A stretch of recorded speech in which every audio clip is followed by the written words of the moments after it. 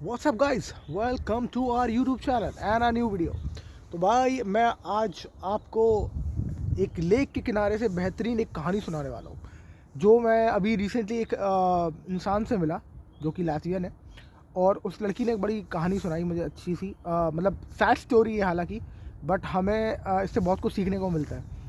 तो let's begin this story. और एक बहुत ही खूबसूरत मौसम के साथ आज ये आपको एक सफ़र पे चलते हैं एक लड़की की, जिसके बारे में बताऊंगा नहीं आपको। और कभी उसके साथ वीडियो बनाने का मौका मिला तो ज़रूर बनाएंगे, अगर वो कैमरा शाय नहीं हुई तो। बट उसकी कहानी बड़ी इंटरेस्टिंग थी, तो मैंने कहा चलो यार आपसे बात करते हैं एक बार। तो वो मुझे बस में मिली और हमारी बस हाय हेलो हुआ, और उसने पूछा कौन सी कंट्री से हो आप और what are you doing here. तो हमने ऐसी बातचीत करी, और उसके बाद ठीक है। तो तब तो हम लोग नहीं मिले, और उसके बाद बस हाय हेलो करके बाय बाय बाय हो गया। अगले दिन I was standing on the bus stop, और वो वहाँ से गुजरी, और मैंने कहा हाय, और उसने कहा हाय। और उसने कहा, मैंने कहा हम लोग कल मिले हुए राइट। मैं तो पहचान ही गया था उसको, पर लड़कियों को थोड़ा सा हेजिटेशन होता है, ऑब्वियसली बात है। तो उसने कहा हाँ हाँ हम मिले थे, बिल्कुल बिल्कुल, आई रिमेंबर यू या। तो अब मेरा ठीक है, मतलब ये कंफर्टेबल बात करने में। तो मैंने कहा हाँ भाई क्या हाल चाल है। तो कह रही बढ़िया सब कुछ। तो मैं जा रहा था उस टाइम पे ओल्ड टाउन में। तो और दोस्त से मिलने, तो मैंने कहा बुरी like where are you going, उसने भी कहा ओल्ड टाउन। मैंने कहा ठीक है। तो मैं चलो बस पकड़ते साथ में, फिर बात करते हैं। तो बात करते करते हम लोग की बातचीत हुई। तो बातचीत करते करते काफ़ी उसने अपने बारे में बताया, वो लातवियन है और बहुत साल से मतलब यहीं बॉर्न एंड ब्रॉट अप है। तो ऐसे बातचीत करते करते मैंने कहा चलो हम लोग बाहर, मतलब मैं I am meeting my one of my Latvian friend, और if you would like to join us then it's okay, and like you can just wait like be with us for few minutes. उसने कहा ठीक है। उसने कहा okay. तो हम लोग चले गए साथ में। तो हम लोगों ने कॉफ़ी ली, और उस बैठे बैठे जब बातचीत हुई, तो मैंने उससे कहा कि तुम्हारा बॉयफ्रेंड है और तुम मैरिड हो, कैसी तुम्हारी ज़िंदगी रही है इधर लातविया में। तो उसने एक मुझे काफ़ी इंटरेस्टिंग स्टोरी सुनाई अपनी। वो स्टोरी कुछ ऐसी थी कि 10 साल, हाँ मतलब वो 6-7 साल से सिंगल है, single and not dating any one. और वो बहुत काफ़ी डिप्रेशन में रही है, बहुत साल डिप्रेशन में रही है। अभी भी डिप्रेशन की टैबलेट्स खाती है। और वो 7-8 साल कम से कम उसने किसी को डेट नहीं किया, अभी भी शी सिंगल, और उसको किसी को डेट करने का कोई इंटरेस्ट भी नहीं है। तो मैंने कहा ऐसा क्यों भाई, क्यों तुम इतने साल से, और क्यों अपॉर्चुनिटी नहीं दे रही लोगों को, लड़कों को। और ठीक है, मतलब हो सकता है कि इंडियंस या कोई दूसरे कंट्री का नहीं, बट वाई नॉट लोकल या फिर कोई बाल्टिक्स में से, ऐसा क्यों नहीं है। तो उसने मुझे काफ़ी इंटरेस्टिंग सुनाई अपने एक रिश्ते की, जो जिसको वो डेट कर रही थी बहुत साल पहले। बहुत साल पहले उसने एक लड़के को डेट करना स्टार्ट किया, और फिर वो लोग साथ में रहने लगे। साथ में रहते रहते उसने बताया मुझे कि कुछ साल तक, 2 साल तक तो ऑलमोस्ट, मतलब 1-2 साल दोनों काम कर रहे थे। उसके बाद उसने फिर उसके बॉयफ्रेंड ने काम करना छोड़ दिया, और इसने अपना काम जारी रखा। और क्योंकि बहुत अच्छा रिश्ता चल रहा है सब कुछ, तो उसने पूरा ट्रस्ट किया अपने बॉयफ्रेंड को, सब कुछ हर चीज़ से। उसने कहा ठीक है, अगर तुम्हें नहीं काम करना और तुम्हें नहीं सूटेबल हो रहा है, तुम्हें ये प्रोफेशन जिसमें तुम काम कर रहे हो, तो ठीक है मैं काम करती हूँ, और इट्स ओके कुछ समय के लिए। तो उसने कुछ समय के लिए काम नहीं किया, और लड़के ने, और ये जो लड़की थी ये काम करती रही, और और इनफैक्ट ये डबल शिफ्ट मारती रही, डबल शिफ्ट करती थी ये, डबल, जिससे कि ज़्यादा पैसे कमा सके। जैसे कि अगर ये फ्यूचर में शादी कर लेते हैं तो ज़्यादा पैसा होगा और ज़्यादा फिनेंशियल स्टेबिलिटी होगी इनके रिश्तों में। तो वो डबल शिफ्ट करती थी, और वो कुछ नहीं करता था लड़का, मतलब घर के काम देखता था, घर की चीज़ें देखता था, घर को मेंटेन करता था, घर को प्रॉपरली मैनेज करता था। एक्चुअली वो कुछ लोग आए हुए हैं, तो वो देख रहे हैं मेरे को आके कि ये लड़का क्या कर रहा है इधर। तो हाँ, तो ऐसा चलता रहा बहुत साल तक।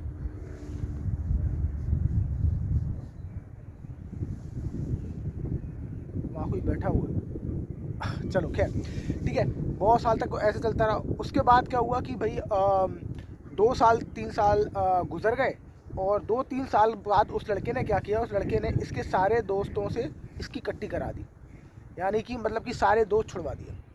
अब जब सारे दोस्त छूट गए धीरे धीरे करके, इनफैक्ट ये हो गया कि जब भी ये किसी लड़के से मिलने, लड़की अपनी लड़की फ्रेंड दोस्त से भी मिलने जाती, तो वो इतने फ़ोन करता, इतने कॉल करता कि भाई साहब उस बंदी को वापस आना पड़ गया। आइडिया क्या था, क्यों कर रहा था, वो मैं बाद में बताऊंगा आपको, पर आप पूरी कहानी सुनो तो आपको समझ में आएगा ये क्या प्लान था। तो बाकायदा वो कोशिश करता कि इसकी सारे दोस्त इससे धीरे धीरे कट जाएं, किसी से भी मिलने नहीं देता, किसी को भी कॉल करता, कह रही नहीं करने देता था। अच्छा, अगर एक और चीज़ बड़ी इंटरेस्टिंग है, उसने बताया मुझे कि 2 साल बाद फिर मार पिटाई भी शुरू हो गई, मतलब कि लड़ाई झगड़ा भी शुरू हो गया, और एक दूसरे को मतलब ये तो नहीं मारती थी, पर वो इसको फिज़िकली भी अब्यूज़ करने लग गया। जब भी किसी से बात करती तो वो कहता कि तुम किसी को डेट कर रही हो, तुम चीट कर रही हो, ये वो ऐसा वैसा। खैर, तो ऐसे चलता रहा। तो इसने कहा कि नहीं यार, पर ये इसने मुझसे ये मतलब मैंने कहा कि बट क्यों आपने कुछ नहीं बोला कभी, और क्यों आप उस रिश्ते में रहीं जब आपको मार पिटाई भी शुरू हो गई थी। तो उसने कहा मैं बहुत ज़्यादा चाहती थी उसको ब्लाइंडली, तो मैं नहीं चाहती थी कि मैं मतलब उसको छोड़ूं। मैं चलो ठीक है, ये बात भी मानते हैं। तो 2 साल 3 साल ऐसा चलता रहा। 2 साल 3 साल बाद ऑलमोस्ट फिर शुरू हुई एक अलग कहानी, जिसमें ये इसने बहुत ज़्यादा अपने आप को काम में डाल दिया, और वो लड़का थोड़ा सा अल्कोहल की तरफ बढ़ने चला। फिर उसने दबा के अल्कोहल लेना शुरू कर दिया, alcohol consumption goes to increase heights, और वो बंदा खूब शराब के उसमें जाने लगा। पर इसने जब बोला कि तुम ऐसा क्यों कर रहे हो, तो उसने कहा कि नहीं नहीं, वो सब कुछ कंट्रोल में है, और now I am trying to quit, I am more addicted to alcohol now. तो इसने कहा चलो ठीक है, तुम धीरे धीरे इसको कम करो। तो वो कम करता रहा, पर उसने उस वक्त ये रियलाइज़ किया कि उसके पास पैसे आ रहे थे, उस लड़के के पास पैसे तब भी आ रहे थे। वो कुछ कुछ चीज़ें ख़रीद रहा था, कहीं नई मशीन्स लेके आता था, कटर वटर ग्राइंडर वाइंडर कुछ घर का सामान बनाने के लिए, और नए नए टूल्स लेके आ जाता था वो बाकायदा।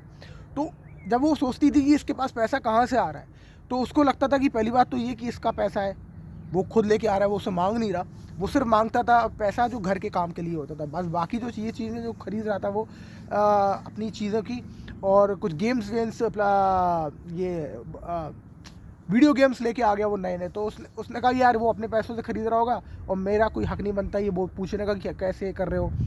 पर उसने देखा कि छोटे मोटे जॉब्स भी वो करता था कभी कभी, वैसे कि कोई हेल्पर, एज ए हेल्पर किसी के साथ लग गया, तो उसमें कुछ 50-100 यूरो मिल जाते हैं कभी कभी, तो वो पैसे मिल गए। तो ऐसे ऐसे पैसे मिल जाते हैं। तो उसने कहा हो सकता है ऐसे उससे पैसे का अरेंजमेंट हो रहा होगा। पर यहाँ एम्बुलेंस क्या कर रही है, हैं? इस जंगल में एम्बुलेंस, वो देखो उधर एम्बुलेंस आई है भाई, येलो कलर की एम्बुलेंस दिख रही है आपको बीच में?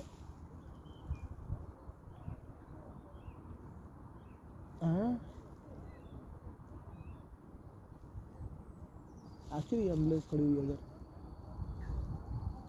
लड़ाई झगड़ा हो गया क्या कुछ?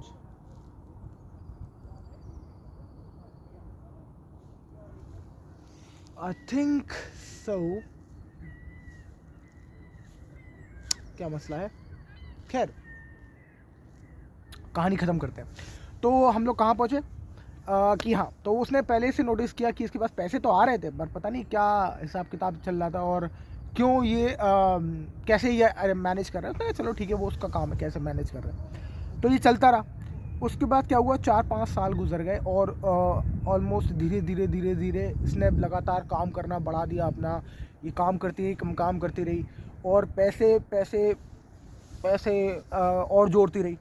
ऑल ऑफ अ सडन क्या हुआ, एक दिन उसके पास आया एक नोटिस, एक बैंक का, कि तुम्हारी जो ये ईएमआई है, तुमने ये ईएमआई नहीं भरी है बहुत टाइम से, और तुम डिफ़ॉल्ट हो रही हो। और इस बात पे वो बड़ी चौंक गई कि ईएमआई। उसने कहा ईएमआई कौन सी है? तो वो जब वो गई उस बैंक के पास मिलने, तो उसे पता चला कि इसके ऊपर कर्जे हैं भाई, और कर्जे छोटे मोटे नहीं, अच्छे खासा कर्जा था, 10,000 यूरो का उस टाइम पे। आज से बता रही है वो मुझे 2002 की बात। उस टाइम पे 10,000 यूरो का कर्जा, 10 लाख रुपए का कर्जा उसके ऊपर था। तो उसने कहा ये कैसे हो गया, और उसे पता चला कि उसके ही अकाउंट से ये एप्लीकेशन फ़ाइल की गई है, ऑनलाइन लोन भी लिया गया है, और उसको कुछ मालूम ही नहीं। तो उसने कहा ये कैसे हो सकता है? तो उसने नंबर देखा और ईमेल आईडी देखी जिस पे सारी पॉलिसीज़ के पेपर्स और सब जाते थे, वो थे उसके बॉयफ्रेंड के नाम पे। तो भाई पूरा जो कर्जा जो लिया था वो भाई साहब उन्होंने लिया था, मतलब ईमेल आईडी और नंबर वो यूज़ कर रहा था, पर अकाउंट और सब कुछ इनका था, क्योंकि आईडी पासवर्ड सब कुछ इन्होंने अपने उसके साथ शेयर कर रखा था। तो भाई साहब ठीक है, इन्होंने कहा 10,000 का कर्जा है, तो इन्होंने कहा ठीक है। इन्होंने आके पूछा अपने बॉयफ्रेंड से कि वो पैसा कहाँ गया, तो उसने तो पहले मना कर दिया कि मैंने तो कुछ नहीं किया, मैंने कोई कर्जा नहीं लिया है, जो झूठ है सब कुछ, तुम you are trying to defame me, you are. उसने कहा चलो ठीक है। धीरे धीरे पर ये बात कहानी रुकी नहीं इधर। उसने कहा चलो ठीक है, कोशिश करता ही हूँ, मैं देती हूँ। वो समझ गई कि इसने लिया है, पर प्यार में अंधा इंसान क्या नहीं करता। उसने कहा कोई बात नहीं, मैं चुकाऊंगी, और ये एक्सेप्ट नहीं करना चाहता, पर मैं समझ गई कि इसी ने लिया है, और धीरे धीरे हम लोग सॉर्ट आउट कर लेंगे दोनों मिलके। उसने कहा ठीक है ठीक है ठीक है, उस लड़के ने। और उसके बाद एक और बैंक का नोटिस आया भाई साहब, उसके बाद एक और बैंक का नोटिस आया, एक और बैंक का नोटिस, और इनको पता चला कि ये 50 लाख के कर्जे में, 50 लाख का कर्जा, वाह। और 50 लाख का कर्जा जब इनके पास हुआ तो इनको तो पैरों से ज़मीन खिसक गई, और ज़मीन खिसकने के बाद इन्होंने कहा कि चलो भाई एक काम करो, अब मुझे निकलना है यहाँ से। तो वो लड़का इनको छोड़ने को तैयार नहीं, वो लड़का छोड़ने को तैयार नहीं, और उसने कहा नहीं नहीं तुम कहीं नहीं आ रही। वो खूब शराब पीता था। तो वो एक दिन अपनी माँ की किसी रिलेटिव के फ्यूनरल में गया था 1 घंटे के लिए, और 1 घंटे के दौरान इन्होंने कहा कि मैं यहाँ से भागती हूँ। इन्होंने अपनी पूरी तैयारी कर ली थी पहले ही से, और 1 घंटे के फ्यूनरल के दौरान ये दौड़ के वापस पहुँची अपने अपने घर, जहाँ इनके माँ बाप रहते थे।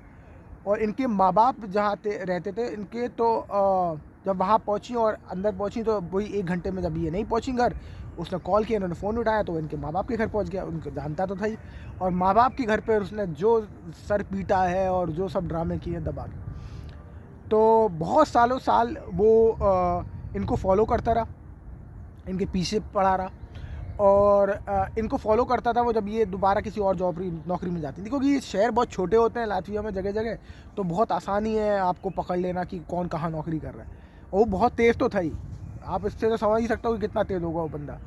अब उसने क्या किया, उसने इनको फॉलो करना शुरू किया नई नौकरी के लिए, और ये वहाँ पहुँच गया, और वहाँ इसने अब बोला कि सॉरी, अब मुझसे गलती हो गई और एवरीथिंग विल बी फाइन। और उसने इनको गिफ्ट देना शुरू कर दिया, नए नए गिफ्ट्स, ज्वेलरी, कभी कुछ भेजना शुरू करे। तो इन्होंने ले तो लिए, पर इन्होंने कभी वापस जाने की सोची नहीं।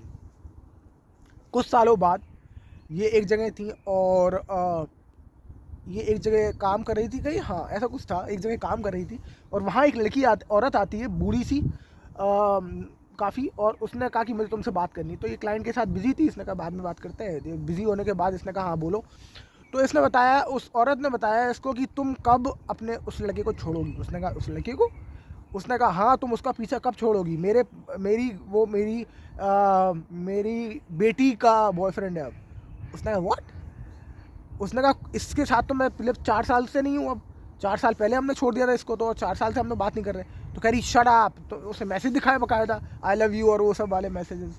तो उसने कहा मैसेजेस? ये कह रही है मैसेज की डेट तो देखो, ये डेट 6 साल 8 साल पुराने मैसेजेस हैं। तो इसको रियलाइज़ हुआ, और इसको पता चला कि वो लड़का इनफैक्ट वो लड़का उस लड़की को, जो नई लड़की थी, उसको बता रहा होगा कि देखो ये लड़की मेरे पीछे पड़ी है अभी भी। तो उसने अपनी माँ को बोला होगा, और उसकी माँ इसके पास पहुँच गई 4 साल बाद। पर कमाल की बात ये है कि इसको ये सब सरप्राइज़ हुई जब इसने और कुछ इंक्वायरी कोशिश करी जानने की, तो उसे पता चला कि ये लड़का इस लड़की के साथ रिश्ते में तब से था जब ये साथ रहते थे। पर वो साथ नहीं रहते, मतलब ये जो लड़की है जो नई पिक्चर में आई है, इसके साथ नहीं रहता था, पर ऑलरेडी उसको डेट कर रहा था और रह इसके साथ रहा था। तो हो सकता है ये जो पैसा, जो सारा कर्जा उसने लिया 50 लाख का, वो सारा कर्जा लेके उस लड़की को घुमाने ले जाता होगा, या उसको डेट करने में खर्च करता होगा, व्हाटएवर। तो मैंने उससे पूछा, मैंने कहा फिर बाद में जो उसने गिफ्ट भेजे वो तुम्हें उस लड़की से लेके दे रहा होगा। तो कह रही है हो सकता है। तो मैंने कहा ये बढ़िया, ये अच्छा ट्रेडर बंदा है, इधर का माल उधर, उधर का माल इधर। बट उसका इतना घातक एक्सपीरियंस रहा, वो इतना बुरा एक्सपीरियंस रहा कि उसके बाद उसने कोशिश की, कि मैंने कभी किसी को डेट नहीं करना, और सब मर्द ऐसे ही होते हैं, और वो और ये सारी कहानियाँ। मैंने कहा फिर तो मैं समझ सकता हूँ तुम्हारा जो क्या कहते हैं, तुम्हारा जो डर है इस बात को लेके, अब किसी को ना डेट करने को लेके।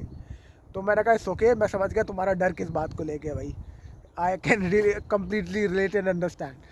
तो उसने कहा, उसके बाद फिर मैंने कहा कि नहीं, और आज भी वो लड़की 400 यूरो हर महीने उसका कर्जा चुका रही है। आज से 4 साल 5 साल हो चुके हैं, 6 साल वो कर्जा चुका नहीं पूरा, आधे से ज़्यादा चुक चुका है।